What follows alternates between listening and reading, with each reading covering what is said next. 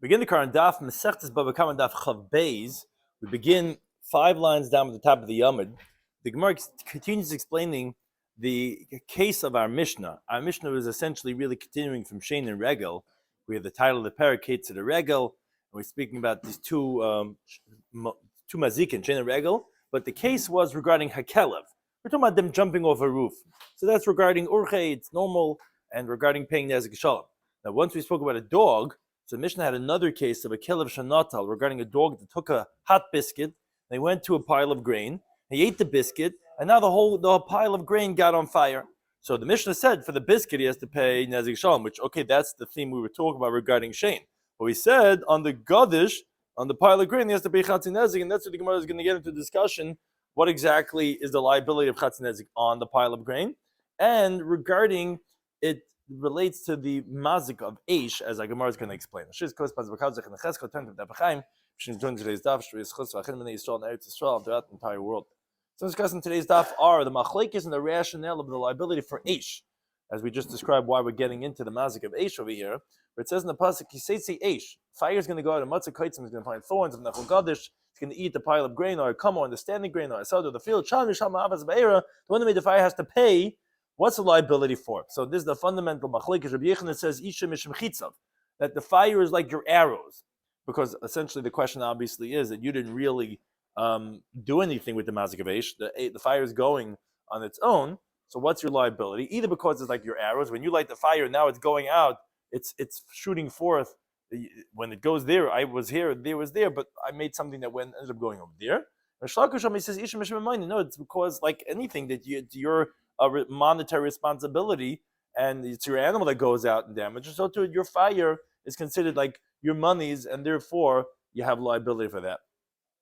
The Gemara gets into discussion regarding tzrois to behema, when your animals shoots out tzrois, regarding the comparison of that liability. Kimli Rabbinei, regarding the obligation of two punishments. One is greater than the other. We only give you the greater of the two punishments. Gemara is going to have a case regarding that type of situation. And Masalei shall have is the halacha of a chereshet v'kad, when you give them over a flame, regarding comparing that halacha to the cases that the Gemara is going to bring. So begin the current Daf Chav Beis, 5 lines down at the top of the Yomid, that the Gemara gets into a discussion regarding the rationale of the liability for Eish. As we described the pasuk, the Gemara says, where is this coming in over here? So the Gemara quotes the words in the Mishnah. The Mishnah, like we said, says Hakelev Shanatal. Like we said, the dog took the hot biscuit, went to the pile of grain, ate the biscuit, and now the pile of grain got on fire. So Itmar, the Gemara is going to bring in the discussion that's going to relate back to the halacha of our Mishnah. Rabbi Yochanan, he says that Ishay, a person's fire, which Hashalech has a be'era, like Rashi quotes, if someone sends forth a fire, what is the reason for the liability? So he says, Mishum Chitzav, the cause of his arrows. That's why the pasuk makes you liable, because you did it. It's like shooting forth an arrow. As Taisa says, it's not even that you even had to light the fire yourself. So wherever you were negligent, you didn't watch your coal, it's considered your arrows. It's considered an extension of something that you yourself did. That's the liability for Eish. Shalkashama, he says, no, Isha b'shem ma'ayin. Liability of your fire is because it's your money, just like your ox, just like your pit that damages. Now, the Gemara assumes at this point that the difference between them is, for example, let's say he lit a coal that's not his. According to Rabbi Yochanan, you'd be chayav because it's your arrows. You lit the fire. According to Shalkish, you'd be pater because it's not his money, and therefore there wouldn't be any liability. That's how Rashi explains the Gemara assumes would be the difference at this point. So and that says the Gemara, my time Rabbi Yochanan. Why doesn't Rish Lakish say like Rabbi Yochanan that it's because of your arrows? It's you lit the fire and now it's like shooting forth an arrow. I would tell you no, there's a difference. Chitzav mikoiche ka'azli. Person's arrows goes from his force. Haloi mikoiche ka'azl. This is not going from his force because the fire goes by itself and it lights up and burns up things at a great distance.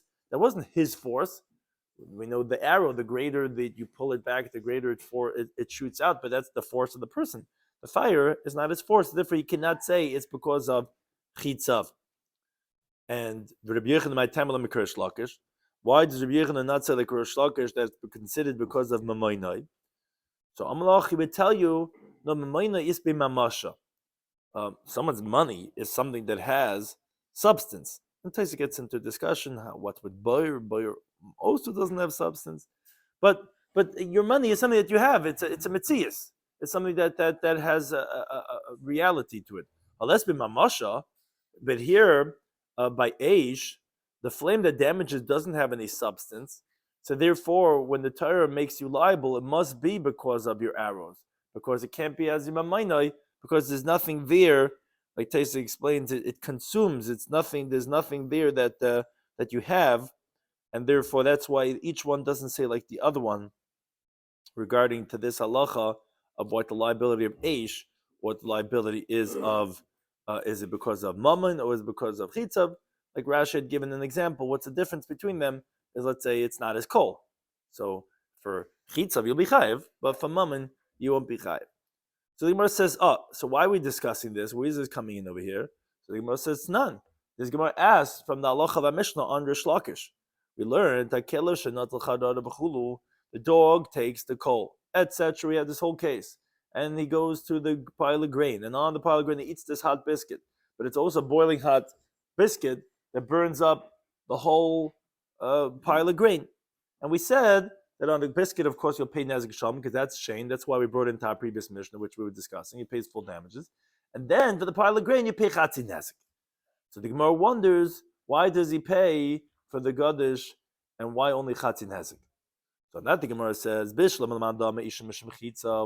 Rabbi Yochanan, it says that when you have your fire, your liabilities, because it's like your arrow. So who made this fire? Chitzav the Kelevu. It's your dog's arrow, because he took the fire, someone else's hot coal, and brought it there on the pile of grain.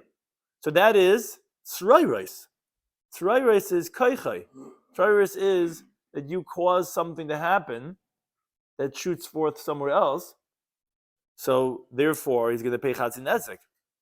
Now, a person who lights a fire, the reason why it's Chayav Nezek Shalom is because there's no halach of tzrayros by a person. But if you hold this chitzav, you could understand why the pile of grain would be Chatzi Nezek. That would be, according to Rabbi Yochanan, it would make sense. According to Rish Lakish, that says the liability of your fire because it's your money. This fire is not the money of the owner of the dog; it's the owner of the coal. He doesn't own this coal. It wasn't from his barbecue that this hot biscuit was taken from. So why are you saying there's a liability at all, let alone to understand why it's Chatzi Nezek, if you hold Isha Mishum Amayne? Is it not the minute the original fire is Seemingly not. The original fire. I would think it's all lights of fire are different. So that we'll see later on in the Masechet regarding if you did it in a way, in a place. Where the dog hopped the fire from, if he hopped it from in the original fire. But so the discussion should be only the owner of the fire, the owner of the coal. But why would the owner of the dog? Had the fire, certainly not. Which balabais? But what's the owner of the dog liable for? That's what the Gemara is asking. What's the owner of the dog liable for? If you hold that each, exactly, it doesn't make sense. There's nothing you could hold him liable for. Just like there's no liability for like when your dog makes a burr, because shar bar v'loy ish bar meaning ish makes a bar, and not when your shar makes a bar. So what's the liability over here for when the dog goes ahead and takes someone else's hot coal and burns up the pile of grain? It's not my mammon. So therefore, what's the liability of the owner of the dog? So Rish Lakish would tell you, what are we talking about over here? The adi aduye. We're talking about where the dog threw the hot biscuit, and now we can understand the halacha. The so on the biscuit he pays the full damages because that's shame. He ate up the biscuit. Fine. Where the hot coal fell over there, Mishal Chatzi Nezek, you'll pay half the damages because throwing it is tzrayros, and the dog did it. or Rashi actually means a different interpretation, that it's Meshuna, it's abnormal what he did, so that would be Keren. So that's what would be Chatzin Nezik. But Val Gadish Kula, but on the rest of the parlor grain, actually Pater, you'll be exempt. You're right. Because Ishai, the fire is because Mamaina. And this is not his money. And you cannot say that this Tzrai rice to be Chayiv for the rest of the parlor grain, because from where the place of the coal is further out, that the fire burns on its own. That's not the force of the dog to say that it's koichai, or even maybe koich koichai. And that's why we explained that it's talking about B'da'ad Yadui when it's through the hot coal, because if it placed it down with the hot coal in the normal way, you wouldn't be able to explain Chatzin Nezek on anything, because the place of the coal would then be Chayv Nezek Shalom, because that's normal for it to take a hot coal with the hot biscuit with the coal. And the rest, you'd be potter. So where would Chatzin Nezek be? So you have to say that it's through it. That's what will be Chatzin Nezek, and the rest you'll be potter. That's what when it says in the Mishnah that on the Gadish it's going to be Chatzin Nezek, was according to Rish Lakish, specifically where it threw it down, which is Tzreiris. Now, Rabbi Yechon, on the other hand, that he says that Isha Mishim Chitzav, that the fire is because of your arrows, he could explain, no, the Antche Anuche. He says, no, the dog put the coal down in the normal way. So, Al Charara for the biscuit, Vamagim Gachelas, in the place where it actually placed it down, Misham Nezik Shalom. Because for the biscuit, that's Nezik Shalom, that's obviously because that's Shane. The place where the coal is also Nezik Shalom, because that's normal, and it did it with its paws. The rest of the grain is going to be Chatzin Nezik, because that's the arrows of the Caleb, which that's his Sreiris. So it's a fundamental machlekes how to translate the words in the Mishnah that we say Al Gadish Mishcham Misham Chatzin Nezik. According to Rabbi Shloimy Schwartzberg, where are we talking about that the Gadish is Chatzin Nezik? According to Shlokish, it's only where it threw down the coal is going to be, and the rest you're going to be pater, and there's nothing that on the pile of grain you're going to be Nezik Shalom. According to Rabbi Yechon, no, that the place where I put it down is actually Nezik Shalom, and the rest of the whole thing that got up on smoke is where it's going to be Chatzin Nezik, because that's going to be considered the tzreiros of the dog. Now, however, the Gemara continues asking under Shlokish, now Tashma, from a Mishnah on Daf Samach Beis on a base. Mishnah says like this: Gamal ta'on pishton. So a person has overloaded his camel with bundles of flax. Now he's walking through a public area. So there's so much flax on this camel that it protrudes into a store. And the storekeeper has his candle over there, has his lamp, and now it caught fire from the storekeeper's flame. And what happened was, because of that, the whole apartment building, the whole fire spread throughout and burnt up the whole building. What's the halacha? Says the Mishnah, Baal Gamal Chayev. The owner of the camel, it's his liability for having had so much straw on this camel that stuck into the store and that lit up the whole store on fire. Now, what happens if the storekeeper, however, he placed his flame? He had these little lanterns outside in the Rishus Harabim. So then the storekeeper, he's liable for the fact that now the fire caught onto the flax and burnt up the building. Now, Yehuda he says, B'ner Chanukah pater. If let's say he had the lamp on the outside because of Chanukah time, whereas a mitzvah to place it in Rishus Harabim to publicize the miracle, for that, so then he's going to be pater because he had Rishus to do that. So it's not considered as his liability. We'll see that there on Daf Samach Beis regarding that discussion of that part. But the Gemara says like this. We understand according to Rabbi Yochanan that says that the liability of the mazik of Eish is because it's considered your arrows. You're shooting forth something when you light something and then it goes out. It's your arrows. So chitzav de gamalhu. I understand why the owner of the camel is going to be chayiv, because it's the camel's arrows. When the camel goes and sticks his flax in and causes the whole building to go on fire, it's what the camel is doing that's causing this, and it's his arrows, and therefore you could be chayiv for this hezek. But according to the one that says that it's your money, well, what do I mean? This fire is not the owner of the camel. It's the storekeeper's fire. Not his fire. It's your mammon. It's not my mammon. So what would be the liability for the mazik? Even if, let's say, the camel caused it, but there's no grama for a behema. There's no. It's Torah tells you what type of things your animal does that you'll be liable for. Regal of the animal, the shane of the animal, the karen of the animal. But digging a pit or lighting a fire are not things that you're going to be chayiv for your camel. So if it's mammon, what is your liability? Why isn't it told to regal? I mean, it's happened because it was going. Well, first of all, we'll see that in a second. Is that really true? But even if so, it has to be something that's coming from his body. This is not from his body. It is a fire. Just like fire. I'm saying we said. Just like you have a hot coal, and it catches on. The Baal buys fully on where it is chayiv. So too. Well, that's what we're trying to figure out. The energy that caused the additional mazik is coming from a source. I understand, but it's when it's not the mazik is not the animal itself. It's if you want to say chitza it's like no, that's not the mandama. If you this chitza of Eisha Mishim chitza, that is the liability of Eish. So you could say it's tzroiros, which is what the animal is, and you're chayiv for the animal having caused something else to shoot out. It's his arrows. But if you hold it's mamainite, so then it has to be the own. Has to be the own. That's what the Gemara. Yeah, well, that's what. Well, you want to know b'dei shemayim, this, that, whatever. But upon him, yeah, he would be potter because it's not. It's not his mammon, and so. So again, even if there might be, let's say, a prohibition, let's say, but there's no monetary liability based on what the Torah is telling us. It's not his money, and Taisus says this. Taisus is like on Dibur Matzchalav Moine the Bal Kelevu. He says he didn't light it, and it's not the fire of his dog, and Torah didn't hold him liable, even though he says regarding bur you need a miyut of ishbar b'leishober, but.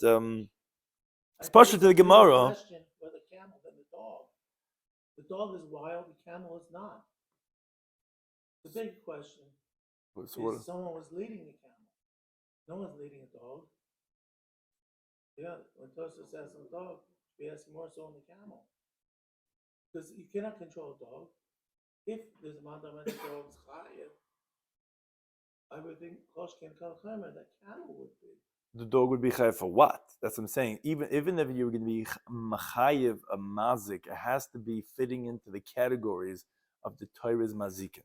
Can't just be like this ethical code of conduct, like you should be responsible for your animal. Whatever happens. It has to fit into the constructs of the mazikin.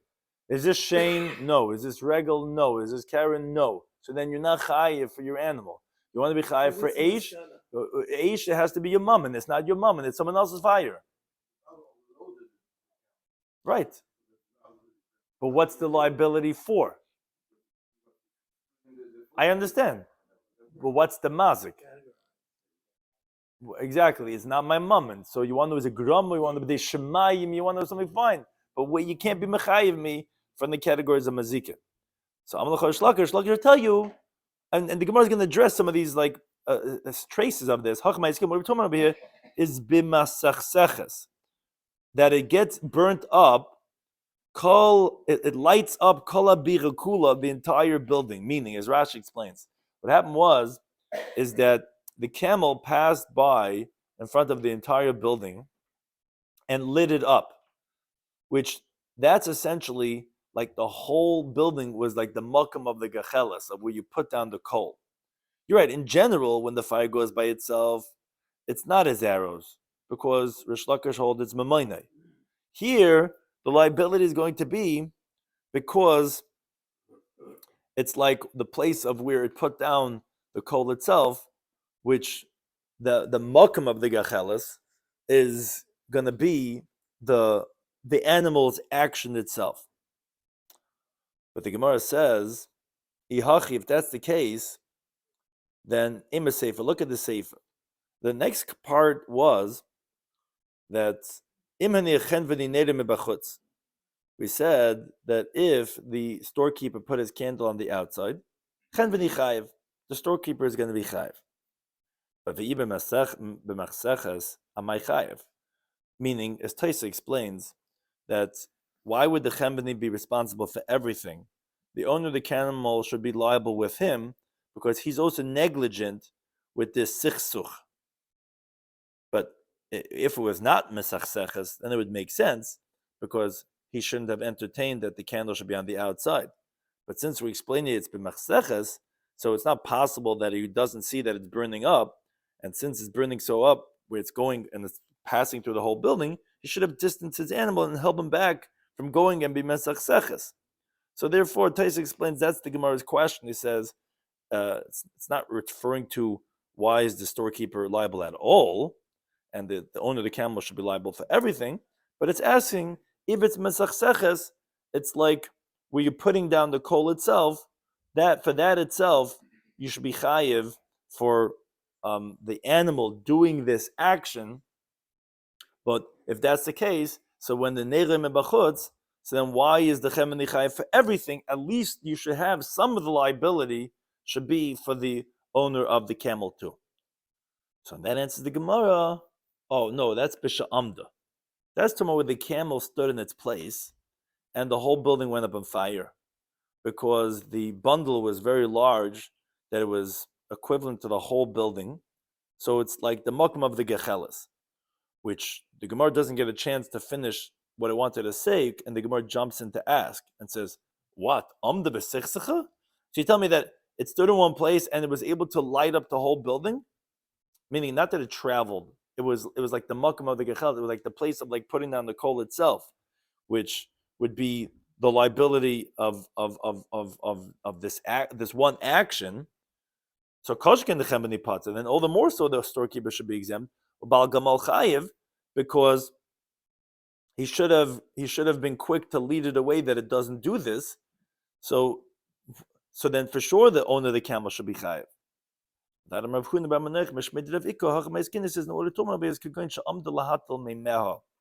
talking about where the animal couldn't move because it was urinating, and it was an oinus, and therefore it went and lit up the whole building. So now the Gemara explains why the halacha is as it is in both of the cases. As the Gemara continues on the base, Reisha, the case of the Reisha is Bal Gamal Chayiv. The reason why the owner of the camel is Chayiv. He shouldn't have loaded up his camel, but to eat it with so much straw until it's going to go into the store. So again, like what people had said, that is essentially what the Gemara does end up saying. That is his liability. So it's like him placing the coal right over there, and therefore that's going to be his liability, even though it's not his money. Seifa is chen v'ni chayiv. The seifa, the storekeeper. Right. So that's the Gemara assumes that the makom of the gecheles, the place where you put down the coal itself, that like we had said that the makom of gecheles, you're going to be chayiv. On what ground? So the makom of the gecheles is. It seems like it sounds like it's going to be the tzroiris itself of the animal. Like we had said that by Rish Lakish, he says the adya duye. So he says when you threw it, so on the charari misham nezik shalom mokum gacheles is misham chatzi nezik. The place of where the coal itself is, that everyone agrees that you're going to be chayiv. Question is how much you're going to be chayiv. But it sounds like everyone holds that you can be chayiv on the place where the coal is. Beyond that, where the fire goes, so that's where Shlokish disagrees, and he says, well, that you can't be chayiv because that has to be your mum to be chayiv. But the place where the coal is, that everyone agrees that's going to be the tzroiros of the animal. That's what it sounds like from the Gemara. Right, so that seems to be this idea mesachsecha seems to be this exact idea that if it's that in other words this was the place of ignition versus about what it traveled on and burnt other things more. Sorry, how is it categorized? But that's what I said. That is the mazik of tzroiris. That is the koichai. The initial spot is considered the koichai. And now when the Gemara talks about it, there's a difference between the initial place and further out. And when camel stops here and he uses the bathroom. Yeah. On what ground? On what category? No, this is the mazik of the what's tzrairas? Tzrairas is koichai, is the force of the animal.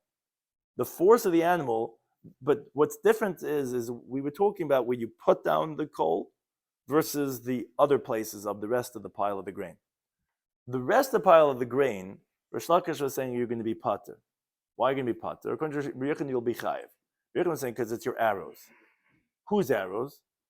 It's going to be whoever made the fire, but fire is because of your arrows. So even where it goes further out, we'll consider as your extension. So we said according to Rish Lakish doesn't hold it's your arrows, it holds only when it's your mammon. So therefore the rest of the pile of grain, we said, how could you be chayiv? You can't be chayiv. Because it's not where it put it down. It's not its tzrairos. It's somewhere where it went by its own, it went on its own. So he holds that, and that was what he said that why it's different than the regular koichai. So it's regarding that he says that you'll be pater because it doesn't fit into any category. But it sounds like that the mokum of the gechelis itself, that itself is the force of the animal. So therefore, when he's coming with his straw and it's fits the whole building, let's say, a small building, and a garage, one of these stores, and his huge animal, huge camel, and he has that much straw that it lights it up at one shot. That sounds like that's the malkum of the gechelis. It's the mice, it's the tzroirus of the animal itself that even Rish Lakish agrees to, that you're going to be chayiv because of your animal having caused this damage. Not what goes beyond that, not further out with the fire. And so what the Gemara is just coming to explain is, so how do we understand the difference between the Reisha and the Seifa if it's b'machsechseches? What's the difference? So we're saying where it stood. So we're saying if it stood, so what's the difference between the Reisha and the Seifa if they had the light was inside the store or was outside the store? So that's the Gemara is coming to explain right now. We said the Reisha Bal Gamal Chav, the reason why the owner of the camel is Chav Leiboy Lefushe shouldn't have loaded up his camel so much, but to Ina, that until it's going to go into the store, so that's his responsibility. Sefer Chemen Chayiv, the reason why by the Sefer we're going to hold the storekeeper liable, shouldn't have put his candle on the outside. So therefore it's not the responsibility of the owner of the camel, even though he had so much straw. And therefore, that's why we're going to say that that we're going to make the responsibility on the storekeeper itself. So therefore, this Mishnah is not difficult on Rish Lakish. We're able to explain it even if you hold Ishay Mishum Memoinai. As we explained, where the animal can't move now because it's urinating. And the question is, okay, now whose fault was it? Well, it depends if the lantern was inside the building or is outside the building. But now the Gemara continues to ask, now from another Mishnah, a Mishnah Tashema from Daf Samachalvam Beis. Mishnah says, Hamadlik es HaGodesh. Someone goes and lights on fire someone's grain. And what happened was there was a goat that was tied to the pile of grain. And one more variable, there was a slave nearby the pile of grain. The Nisraf Imai. And the old god burnt up when this guy lit this guy's pile of grain on fire. So Chayiv is going to be liable for the goat and the pile of grain to pay the monetary compensation, because there's no punishment for death for having killed the slave, because the slave wasn't tied down. He was just nearby. He should have ran away. And therefore, although he died in the conflagration, the person is not going to be liable for his death. And therefore, he'll have the monetary payment of the grain and of the goat. Now, what happens if Eved Kafas Loi? What happens if, let's say, the slave was tied down? We didn't want no slave escaping, and he was tied down to the grain. And the goat happened to have been nearby. When this guy lit this guy's pile of grain on fire, so then the slave and the goat died. He got burnt up with the pile of grain. So Potter, now he's going to be exempt for the goat and for the pile of grain because of the halachic principle of kamle b'dirabmine. The halacha is that when you have a greater and a lesser punishment, you only get the greater of the two. If someone kills a slave, he gets executed. Like the pasuk says in Shemais Chabav, Nakim Yinakim, he's surely the revenge is going to be taken. Now, this that we said, the goat, is because later on the Gemara is going to explain that the goat is owned by one person and the slave is owned by another person. Well, no shogeg gets killed. Right. Any shogeg, right? No, this is not shogeg. This is a guy who went and lit the fire intentionally. So Rashi explains that the reason why we're picking a goat over here is because later on the Gemara explains that because we want to tell you that the goat is owned by one person and the slave is owned by another person. Because by the pile of grain and the slave, you can't really explain that because Rashi basically asks a question, why do you need the goat to say this halacha? He says no, because he says Urcha the Milsa, the norm is that a person sends his slave to watch his pile of grain. So if that would be the case, so that wouldn't tell us this halacha. We want to tell you that even though it's from different people, you'll still be exempt. So that wouldn't tell us anything with the slave because the slave. You lit the fire on purpose to kill the other? What? You lit the fire on purpose to kill the other? No, not necessarily to kill. You want to know to kill the Eved, and the liability about what his intention was. What was the intention? You want if does it makes a difference? But it was bedam amazing. But even so, the truth is, even if many times you're not even liable for a person's death at the end of the day, but if you would be, oftentimes we say that you're still going to be exempt from the monetary payment because you could have been liable. Right, that's also discussion. Right. That's also discussion. That's I think it's machlekes regarding that type of case because ultimately there's a misa element over there. But be that as it may, now Rashi also says once we said by a slave that.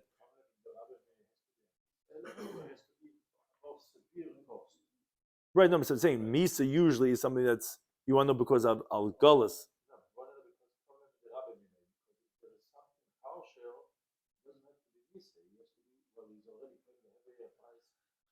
Right, so that's also machlekes elsewhere. We say misa v'teshlum and a malchus v'teshlum, and that's a discussion elsewhere also regarding that. But misa and mammon, everyone agrees that then. Right. Right. No, but it's not such a simple as translated as such when we say that and when we don't say that. Doesn't mean that and that's what Tais discusses also regarding two different people regarding liabilities at the same time, whatever. But al kapanim, for our case, what we're saying is that since there's the death of a slave, so you won't pay for the monetary payment of the grain and the goat. And Rashi again just clarifies, says once we said by the Eved, when one case tied and one case nearby, so for the goat also said, tied or nearby, because he really says for a goat it doesn't make a difference. Can't say it should have ran away because it doesn't have das. And if it's not tied and nearby, you would still be chayv, as the Gemara says, so therefore that's really not relevant. It says it's just because the symmetry of Eved we said that, so we said the same thing for the goat. But that's the mission over there. So now says the Gemara the question. We understand what Rabbi Yochanan says your fire is because your arrows. As some Girsais add on the words, the reason why you'll be pater is because of kamli b'dirabminei, that you'll be liable for the more severe punishment of having killed the slave, so you'll be exempt on the grain and the goat. According to one that says that your fire is your money, am I pater? Why are you going to be pater when you light the fire and it kills the slave? So you'll be pater for the monetary penalty, the monetary payment of the slave of the goat and the grain. Wait a minute, ilu kotl tuche avda. You think if his ox would kill a slave, you think he won't be liable for money? But the Torah says, when your ox kills a slave, you're actually chayiv to pay the monetary liability. And if your fire is not you having killed, it's not your arrows, it's your money, it's your shiur. So you're liable, but you're not liable for death. So why would you be pater in the monetary liability of this case? If anything, you even chayiv money on the Eved himself of shleishim shkalim. So Rabbi Shimon Lakish would tell you, what are we talking about? We're talking about where the guy he took kerosene and he lit the body of the slave himself. Where that's for sure having killed him.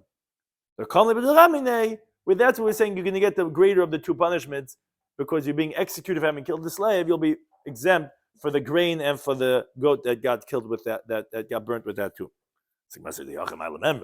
That's the case. What's the chiddush? Of course, you kill the person. Of course, you'll be exempt for the monetary liability. So we need That's what Rashi says why we had the gedi here, because generally the slave would be the same owner as the pile of grain. We're saying that no, the goat was owned by one person and the slave was owned by someone else. So we have to let you know that even though the chiyuv misa is not because of the goat, the owner of the goat is still going to lose out because the liability of the one who burnt his goat is already chayiv for having killed the eved, and there we're going to say kim le'b'diramani, and that is a chiddush. The Gemara continues trying to bring a raya, not like Rish Lakish, Tashma from the Mishnah Daf Nun Tesma base. Mishnah said that Hashaleach es habe'era. Someone sent a fire, biyad chershay devekatan, in the hand of either deaf mute, mental deranged, or minor. Patim dini adam, v'chai b'din shemayim. So the person is going to be exempt from capital punishment, but he'll be liable. Meaning he'll be exempt from dini adam, meaning from regular court for whatever the damages is. But pedina shemai, meaning like we're saying, sometimes yes, your responsibility. We're not going to be mechayiv you here dini adam, but in heaven there's a stain on him that he caused someone damage. So says the Gemara Bishlam, we understand according to one that says Ishim Mishim Chitzav, that your fire is because of your arrows. Chitzav decherashu. So these are the arrows of the deaf mute person, and so we're saying that this is how we would categorize it. It's his arrows. But according to one that says that your fire is your money, I don't understand. If you give over your ox to cheresh devekatan, that you're not going to be chayiv. But the Gemara already said this in the first parak of Yodam and Aleph, that there's a chumrah of shur of eish, that if you give it over to a cheresh, you're going to be chayiv. So for the arrows of a cheresh, so it's not your responsibility. Which Tosfos discusses why that would be like that. But when the cheresh is shooting arrows, so that's not something that I'm going to be responsible for. But because that's his own actions. But if my eish is like my mammon, and I gave it over to the cheresh devekatan, so that we said in Daf Yomi that your shar is your responsibility for having given it over to the cheresh devekatan. Why would you be pater b'dini adam? Says Gemara Hidmala, we learned on that on Mashlakish Mashmei Dechizkia.